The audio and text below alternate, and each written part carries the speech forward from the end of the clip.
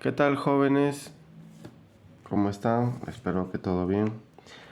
Continuamos desarrollando los ejercicios de Aplica tus conocimientos del módulo. Veamos el segundo ejercicio. Dice lo siguiente. De un zoológico, un mono se ha escapado y ha subido a la parte más alta de un árbol. Y te dan el punto M, ¿no? El punto más alto. Dos cuidadores ubicados en A y B lo han seguido observándolo con ángulos de elevación cuyas medidas son 2 alfa y 2 tita. ¿Cómo se muestra en la figura? Si lo han tratado de disuadir con un plátano y el mono ha descendido hasta el punto N, donde los ángulos de elevación miden la mitad de las medidas de los ángulos iniciales y la medida del ángulo AMB es 40 grados. Halla la medida del ángulo formado por las líneas visuales cuando el mono llegue al punto N. Entonces, recomendación acá en este tipo de problemas, ustedes que están iniciando, hacer el gráfico grande, ¿no? Entonces, hacemos acá nuestro gráfico un poquito más grande y a ese gráfico le vamos a trazar lo que está en el problema, ¿no? Entonces ya tenemos nuestro triángulo ahí, es un triángulo que nos están dando y los vértices, va a tener el vértice A por acá el vértice M y por acá el vértice B, ¿no? Además nos dicen que hay un punto N, es decir, acá hay un árbol, ¿no? Hay un árbol y ese árbol está de esta forma y hay un cierto punto por acá, el punto N, de tal manera que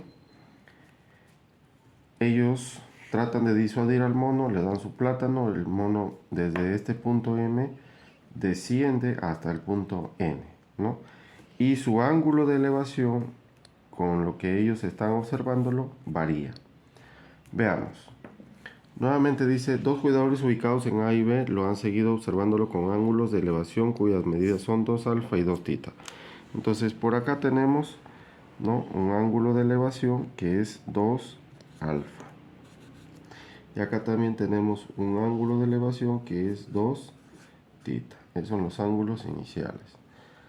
¿Cómo se muestra en la figura? Si lo han tratado de disuadir con un plátano y el mono ha descendido hasta el punto N, donde los ángulos de elevación miden, ahora entonces tenemos nuevamente ángulo de elevación. Acá también vas a trazar el ángulo de elevación hacia el punto N. No hay que olvidar que el ángulo de elevación siempre se va a medir desde la recta horizontal hacia el punto donde está en la parte superior, ¿no? En este caso N. Es decir, dice acá que es la mitad de los ángulos iniciales. Si 2 alfa es todo el ángulo de elevación inicial, la mitad será alfa. Entonces este ángulo mide alfa. De igual manera el otro ángulo de elevación, en vez de ser 2 tita, va a ser la mitad, será tita. Pero si todo mide 2 alfa y acá mide alfa, este ángulo también va a ser alfa. Si todo mide 2 tita, entonces ya tenemos tita, acá también va a ser tita. Por lo tanto, podemos afirmar que esta línea de color rojo es una bisectriz y esta línea también de color rojo también es una bisectriz, ¿no?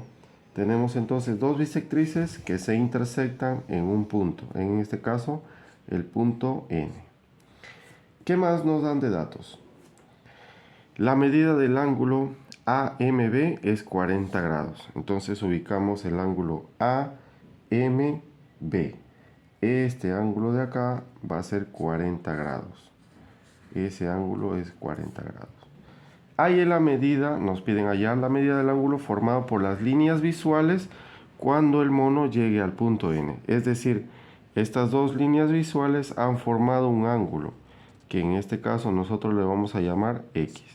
O sea, nuestro objetivo en este momento es encontrar ese valor de X. ¿Cuánto vale? Eso es lo que nos están pidiendo. Entonces, ¿qué hacemos acá?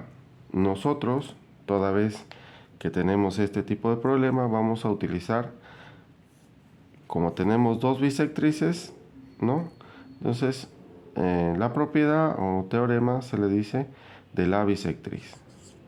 ¿Ya? De la bisectriz.